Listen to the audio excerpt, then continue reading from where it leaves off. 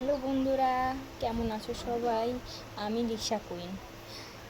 দেখুন, একটা জিনিস আপনাদের দেখাচ্ছি, দেখবেন আমার চুল কতটা এইভাবে কীভাবে এই দেখেন, এই দেখেন, এই দেখেন, এই দেখেন। যত আমি করছি, তত পড়ছে। এই দেখুন,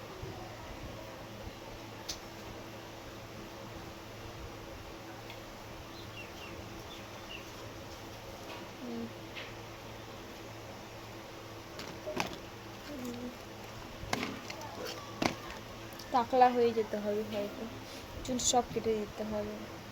পাচ্ছি না আমি এর। এই দেখুন, মা, বাবা, বাবা, মা, বাবা। এইটা আমার মেয়ে।